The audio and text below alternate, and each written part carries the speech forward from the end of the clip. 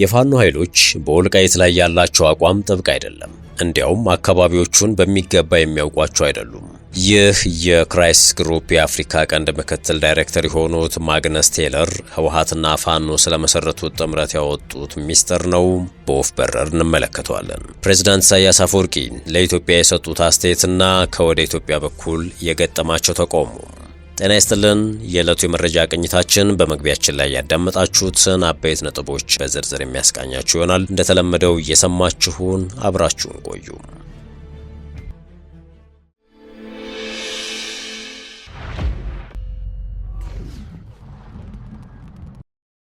ወደ ቀዳሚው ጉዳያችን እናምራችሁ። ከ2013 እስከ 2015 ዓመተ ምህረት በሰሜን ኢትዮጵያ በፌዴራል መንግስቱና በህወሓት መካከል የነበረውን ጦርነት ባስቆመው የፕሪቶሪያ የሰላም ስምምነት መሰረት የተመሰረተው የትግራይ ክልል ጊዜያዊ አስተዳደር ባለፈው ሚያዝያ ወር መጨረሻ ከፈረሰ ወዲህ በአካባቢው የዳግም ጦርነት ስጋት ሰፍኗል። በዶክተር ደብረጽዮን የሚመራው ህወሓት የሰላም ስምምነቱን በማፍረስ የራስን መንግስት መስርቶና ከፌዴራል መንግስቱ ጋር ግንኙነቱን አቋርጦ እንዴት መቀጠል እንደሚቻል ግልጽ አይደለም። ሆኖም ከፌዴራል መንግስቱ ጋር በማበር ወቅተውኛል፣ የዘር ማጥፋት ወንጀልም ፈጽመውብኛል ከሚላቸው የኤርትራ መንግስትና የፋኖ ኃይሎች ጋር ትብብር መፍጠሩ በሰፊው እየተነገረ ነው። ይህ አዲስ የኃይል አስተላለፍና የፖለቲካ እሰጥ አገባ ግን ቀድሞውንም ልዩነቶቻቸውን ለመፍታት ከውይይት ይልቅ ጠመንጃ ማንሳትን የሚመርጡትን የኢትዮጵያ ኃይሎች ወደ ዳግም ጦርነት እንዳያስገባና ህዝቡንም ለተደጋጋሚ ችግር እንዳይዳርግ ብዙዎችን አስግቷል። የዓለም አቀፉን የግጭትና ጦርነቶችን ተንታኝ ድርጅት ኢንተርናሽናል ክራይሲስ ግሩፕ የአፍሪካ ቀንድ ምክትል ዳይሬክተር የሆኑት ማግነስ ቴለር ስለ ሁኔታውና በተለይም የዶክተር ደብረጽዮን ህወሓት የጊዜያዊ አስተዳደሩን ማፍረስ ተከትሎ የተፈጠረውን ስጋት በሚመለከት ከኬንያ ለጀርመን ድምጽ ራዲዮ ሐሳባቸውን አጋርተው ነበር። ከኢትዮጵያ ፌዴራል መንግስት አንጻር ህወሓት የኤርትራ መንግስትና ፋኖ አንድነት ፈጥረዋል መባሉን በተመለከተ ጥያቄ የቀረበላቸው ማግነስ የኤርትራ መንግስትና ህዝባዊ ወያነ ሓርነት ትግራይ አንድ አይነት ግንኙነት መፍጠራቸው ግልጽ ነው ብለዋል። የኤርትራ መንግስት እስከ 2015 ድረስ ከኢትዮጵያ መንግስት ጎን ሆኖ የተዋጋ ቢሆንም አሁን ግን ከህወሓት ጋር ለመስራት የፈለገ ይመስላል። ነገር ግን ግልጽ ያልሆነው ህወሓት ከኢትዮጵያ መንግስት ጋር ወደ ጦርነት ቢገባ የኤርትራ ጦር ከጎኑ ይሰለፋሉ የሚለው ነው የሚላሉ እንደ ክራይሲስ ግሩፑ ማግነስ አስተያየት የኤርትራ መንግስት ትግራይ ውስጥ በመግባት ከህወሓት ጋር መሰለፉ የአዲስ አበባው መንግስት ኤርትራ ላይ ዘመቻ እንዲከፍት ምክንያት ሊሆነው ስለሚችል ፕሬዝዳንት ኢሳያስ በጥንቃቄ የሚያስቡበት ነው ይላሉ። በወልቃይትና በራያ ጣፋንታ የሚያግባባ አጀንዳ የላቸውም የሚባሉት ፋኖና ህወሓት የፈጠሩት ጥምረት ላይ ከፌዴራል መንግስት አንጻር የሚያሰጋ እንዳልሆነም ተንታኙ ይናገራሉ። ማግነስ በአማራና ትግራይ ክልሎች የይገባኛል ጥያቄ በሚነሳባቸው አካባቢዎች ምክንያት ከፍተኛ ቅራኔ ውስጥ ናቸው የሚባሉት የፋኖና የህወሓት ቡድኖች ዛሬ በፌዴራል መንግስቱ አንጻር አንድ ላይ የቆሙ ይመስላሉ ይላሉ። የአማራ ፋኖ ኃይሎች የተለያዩ መሆናቸውንና አንዳንዶቹም አወዛጋቢ ቦታዎቹን አያውቋቸውም፣ ለጥያቄዎቹም ትኩረት የሚሰጡ አይደሉም በማለት ሱዳን ለኤርትራ መገንጠልም ሆነ ለህወሓት መጠናከር ከፍተኛ አስተዋጽኦ ያደረገች ሀገር ስለመሆኑ ይታወቃል። ሀገሪቷ ዛሬም ድረስ ከኢትዮጵያ ማዕከላዊ መንግስት ተቃራኒ የሆኑ ኃይሎችን በግዛቷ ውስጥ ነፃ መሬት ሰጥታ እንዲንቀሳቀሱ ፈቅዳለች። ከወልቃይት ማይካድራ ጥቃት ማግስት ተደራጅተው ወደ ሱዳን ሸሹ የሚባሉ ከመከላከያ ሰራዊት የሰላም ማስከበር ተልዕኮ ከርተው በተቀላቀሉ ወታደሮችና ሌሎችም ትብብር እንደተዋቀረ የሚነገርለት አርሚ 7 የተባለው የህወሓት ታጣቂ ቡድን በሱዳን ገዳሪፍ ግዛት ሸረሪማ የተባለ አካባቢ በይፋ መንቀሳቀስ ከጀመረ ዓመታት ተቆጥረዋል። ይህ አርሚ 7 የተባለ ጦር ሜካናይዝድ አቅም የገነባ እንደሆነ የሚነገርለታል። የጦር መሳሪያውን የሚያገኘውም ከወደ ግብጽና ሱዳን እንደሆነ የተዘገበ ሲሆን የኢትዮጵያን ምዕራባዊ ክፍል አጥቅቶ ወልቃይትን የመያዝ ተልዕኮ የተሰጠው እንደሆነም ነው የሚሰማው።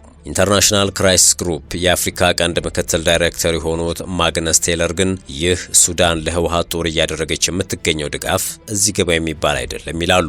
እንደ ማግነስ አስተያየት የሱዳን መንግስት ለህወሓት የሚሰጠው እርዳታ የሚባለውን ያህል ባይሆንም በሁለቱ መካከል የቆየ ግንኙነት ያለ መሆኑና በአሁኑ ወቅት በርካታ የህወሓት ኃይሎች በሱዳን እንደሚገኙ የፋኖና መንግስት ሸኔ ሲል ሰይሞ በሽብርተኝነት የፈረጀው የኦሮሞ ነጻነት ግንባርም የፖለቲካ ማሳለጫ በመሆን እየሰራ እንደሚገኝ ፀሐይ የሞቀው ሀቅ ነው ብለዋል ምክትል ዳይሬክተሩ።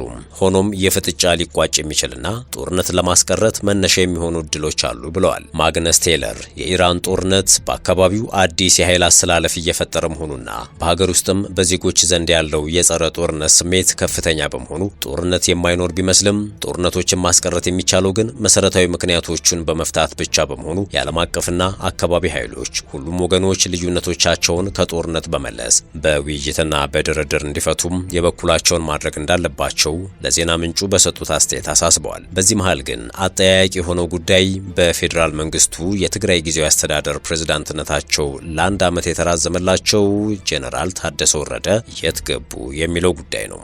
ሌተናንት ጄኔራል ታደሰ ወረደ በህወሓት ስልጣናቸውን ተነጠቁ ከተባለ ማግስት የደረሱበት አልታወቀም። ህወሓት ከጦርነቱ በፊት የነበረውን ምክር ቤት ወደ ስልጣን መልሻለሁ ካለ በኋላም በአደባባይ አልታዩም። መረጃዎች እንደሚያሳዩት ጄኔራል ታደሰ በዚህ ሰዓት በ3 ሁኔታዎች ውስጥ ሊሆኑ ይችላሉ። የመጀመሪያው መላምት በመቀለ ወይንም ሌላ ደህንነቱ በተጠበቀና ቲዲኤፍ በተባለው የህወሓት ኃይል ቁጥጥር ስር ባለ ቦታ በጥበቃ ስር እንዲቀመጡም ተደርገዋል የሚል ነው። ሁለተኛው ደግሞ በፌዴራል መንግስት ቁጥጥርና ጥበቃ ስር ያለምንም ኮሽታ ወደ አዲስ አበባ ተዛውሮ ሳይሆን አይቀርም የሚል ነው። ሶስተኛው መላምት ግን በህወሓት አንጃዎች በፌዴራል ባለስልጣናትና በወታደራዊ አዛዦች መካከል የሚደረገው ድርድር እየቀጠለ ባለበት ወቅት ሆን ብሎ የሚዲያ እይታዎችን ለማስወገድ አለመው ነው የሚል እንደሆነ ለማወቅ ተችሏል። ሆኖም እስካሁን ይፋ የሆነ ማረጋገጫ አልተገኘም።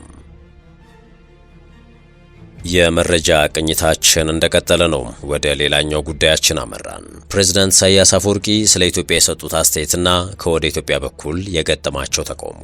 ኤርትራ ከኢትዮጵያ የተገነጠለችበትና የነጻነት ቀን የሚባለው 35ኛ ዓመት በተከበረበት መድረክ ንግግር ያሰሙት ኢሳያስ አፈወርቂ 23 ደቂቃ ከፈጀው አጠቃላይ ንግግራቸው ስለ ሀገራቸው ኤርትራ 5 ደቂቃ ብቻ፣ ስለ አፍሪካ ቀንድም መጠነኛ ደቂቃዎችን እንደዚሁም 16ቱን ደቂቃ ደግሞ ስለ ዓለም ስርዓት ያብራሩ ነው። ኢሳያስ ባለፈው ዓመትም ተናገር ያለው በቀጠናችን ስላንዣበቡት ችግሮች በተለይም የአባይ ተፋሰስ፣ የአፍሪካ ቀንድ፣ ቀይ ባህርና የባህረ ሰላጤውን ሁኔታ በተመለከተ ተናገር ያለው ትኩረቴም በኢትዮጵያና በሱዳን ላይ እንደነበር አትዘነጉትም ሲሉ ነበር ያስታወሱት። አክለውም ዛሬ በሆርሙዝ ወሽመጥ አካባቢ ባለው ቀውስ ምክንያት ቀጠናው የበለጠ ያልተረጋጋ ሆኗል። ይህ ደግሞ ጎረቤት ሀገራት በሀያላን በቀጠናው ሀገራት ወይም በውጭ ኃይሎች ጣልቃ ገብነት ላይ ከመመካት ይልቅ በስምምነትና በትብብር የተመሰረተ የጋራ ደህንነት ላይ አብረው መስራታቸው ምን ያህል አስፈላጊ እንደሆነ በድጋሚ ያየንበት አጋጣሚ ነው ሲሉ አስጠንቅቀው ነበር። ግዙፏ ኢትዮጵያ የቀይ ባህር አካል እንዳትሆን ከግብጽ ጋር የማሪታይም ስምምነት የፈረሙት አዛውንቱ መሪ ኢሳያስ አሁን ለዚህ ግብ ከፍተኛ ጥረት ማድረግ ለነገ የማይባል ስራ ነው ብለዋል። ኢሳያስ ቀጠሉም የአፍሪካ ቀንድ ግዙፍ ጥቅምና አስፈላጊነት ያለው ቀጠና በመሆኑ ከፍተኛ ትኩረት የምንሰጠው አካባቢ ነው በማለት ነጻነታችን ሲሉ ከጠሩት ከኢትዮጵያ የተገነጠሉበት ቅጽበት ጀምሮ ኢጋድ ድርቅንና በረሃማነትን በመዋጋት ከነበረው ያነሰ ሚና ወደ ልማት መረጋጋትና ክልላዊ ትብብርን የሚያበረታታ ድርጅት ለማሳደግ ጥረት አድርገናል ያሉም ሲሆን ሆኖም እነዚህ ጥረቶች ሙሉ በሙሉ አልተሳኩም። ሶማሊያ፣ ኢትዮጵያ፣ ሱዳንና ደቡብ ሱዳን ከባድ አለመረጋጋት እያጋጠማቸው ሲሆን የበለጠ ትኩረት ያስፈልጋቸዋል ሲሉም የቀድሞ ሀገራቸውን ስም ያብጠለጠለ ንግግር ነው ያደረጉት። ለዚህ ለጠቀሱት ቀውስ ደግሞ ዋና ዋናዎቹ ችግሮች ሲሉ የዘረዘሯቸው ነጥቦችም አሉ። ከነዚህ መካከል አንዱ ኢትዮጵያን ጨምሮ የቀጠናው ሀገራት በዜግነት ላይ የተመሰረተ አንድነትን ከመገንባት ይልቅ ማህበረሰቦችን በጎሳና በሃይማኖት የተከፋፈሉ እንዲሆኑ ማድረጋቸው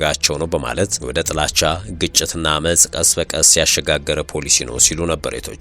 ከዚህ አልፈውም የጦር አዛዦችና የታጠቁ ቡድኖች ብሔራዊ ተቋማትን በሚያዳክሙ መንገዶች እንዲንቀሳቀሱም እድል የሰጠ መሆኑን በመጠቆም ኢሳያስ በእነዚህ ሀገራት ሙስናና የህዝብ ሀብትን አላግባብ መጠቀም በስፋት ተስፋፍቷል ያሉ ሲሆን ከሁሉም በላይ ጎጂው የውጭ ጣልቃ ገብነትና በውጭ ፍላጎቶች ላይ ጥገኛ መሆን ነው ሲሉም ተደምጠዋል። ምንም እንኳን ዝርዝር ችግሮቹ በቀጠናው ስንመለከት ከሀገር ወደ ሀገር የሚለያዩ ቢሆኑም እነዚህ ሊፈቱ የሚገቡ ዋና ዋና የችግር መነሻዎች ናቸው ብለዋል። ከሁሉም በላይ የውጭ ጣልቃ ገብነትና ለግጭቶች የውጭ ገንዘብ ድጋፍ ማቆም አስፈላጊ እንደዚሁም የመጀመሪያ እርምጃ ነው ሲሉም አክለዋል። ለዚህ የኢሳያስ ሐሳብ ከወደ የተለያዩ ወገኖች በኩል ምላሽ እየተሰጠ ነው። ለአብነት ያክል የጠቅላይ ሚኒስትር አብይ አህመድ የምስራቅ አፍሪካ ጉዳዮች አማካሪ ሚኒስትር ጌታቸው ረዳ ላለፉት እጅግ በርካታ ዓመታት ተመሳሳይ ጥያቄ ስንጠይቅ ቆይተናል ያሉ ሲሆን ኢሳያስ ወደ መቀመቅ እየወረደች ያለችን ሀገር የሚመራ ለኤርትራ መንኮታኮት ተጠያቂው መሪ መሆኑ ቀርቶ ለመላው ዓለም ትንቢት የሚናገር ፈላስፋ ነው የሚመስለው ሲሉ ተችተዋል። በዚህ ሰዓት በአስመራ አዲቋላ እንዲሁም ደቀ መሐሪ ከሚኖረው ህዝብ ይልቅ በካምፓላ ወይንም ጁባ ተሰዶ ያለው የኤርትራ ዜጋ ቁጥር ይበልጣልም ባይ ናቸው። ጌታቸው ሲቀጥሉ ይህ ኢሳያስ አፈወርቂ በኤርትራ መሪነት የ35 ዓመት ዘመናቸው ምን ያክል ተስፋ መቁረጥና ስደትን ያስከተለ ጦስ እንዳመጡ ግልጽ ነው ሲሉ ከሰዋል። ከዚህ ውጪ እንዲያውም ኢሳያስ ለ35ኛ ጊዜ ያከበረውን የነጻነት ቀን የሚጠላው ጭምር ይመስለኛል ሲሉ ነው ያከሉት። አሜሪካዊ ዲፕሎማት ቲቦር ናጅ ደግሞ ከአሜሪካ ጋር መታረቅ የኢሳያስን ፍጻሜ ያፋጥነዋል ሲሉ ተችተዋል። የቀድሞ የአሜሪካ የአፍሪካ ጉዳዮች ረዳት የውጭ ጉዳይ ሚኒስትር ቲቦር ናጅ ታላቁ የኤርትራ ሕዝብ ለነጻነቱ የከፈለውን መስዋዕትነትና ጽናት ያደነቁት አንጋፋው ዲፕሎማት፣ በሌላ በኩል ግን ዜጎቹን መብት በመንፈግ ሀገሪቱን ወደ ግዙፍ እስር ቤትነት ቀይሯል ያሉትን የአስመራውን አገዛዝ ክፉኛ አውግዘዋል። ይህ የናጅ ጠንካራ አስተያየት ዋሽንግተንና አስመራ የቆየውን የሻከረ ግንኙነታቸውን ለማደስና ማዕቀቦችን ለማንሳት ፍንጭ እያሳዩ ባሉበት በአሁኑ ወቅት መውጣቱ ጉዳዩን ይበልጥ አነጋጋሪ አድርጎታል። ዲፕሎማቱ በመልእክታቸው ያልተጠበቀና ስትራቴጂካዊ አንድምታ ያለው የፖለቲካ ትንበያ ያጋሩ ሲሆን ፕሬዝዳንት ኢሳያስ ከአሜሪካ ጋር የተሻለ ግንኙነት ለመፍጠር በራቸውን ክፍት ያደርጋሉ የሚል ተስፋ እንዳላቸው ገልጸዋል። ሆኖም ናጅ እንደሚያመለክቱት ይህ ዲፕሎማሲያዊ መቀራረብና ግልጽነት ለኤርትራ መንግስት መረጋጋትን ሳይሆን ያገዛዙን ውድቀት የሚያፋጥን ቀዳዳ ይፈጥራል። አሜሪካ ከኤርትራ ጋር ግንኙነቷን ብታሻሽል እንኳ የሚመጣው አዲስ የፖለቲካ ምዕራፍ ለኢሳያስ መንግስት መውደቂያ መንገድ ጠራጊ እንደሚሆን በመጠቆም ኢሳያስ ከአሜሪካ ጋር ዲፕሎማሲያዊ እርቀ ሰላም ሊፈጽሙ ነው ቢባልም ይህ ፈጽሞ በአስመራ ገዢዎች ዘንድ የማይሞከር ነው ሲሉ ተከራክረዋል። ውድ ቤተሰቦቻችን የሰዓቱ የመረጃ ቅኝታችን ይህን ይመስል ነበር። ስለተከታተላችሁን ከልብ አመሰገንን። በያላችሁበት ሰናይ ጊዜን ተመኘን።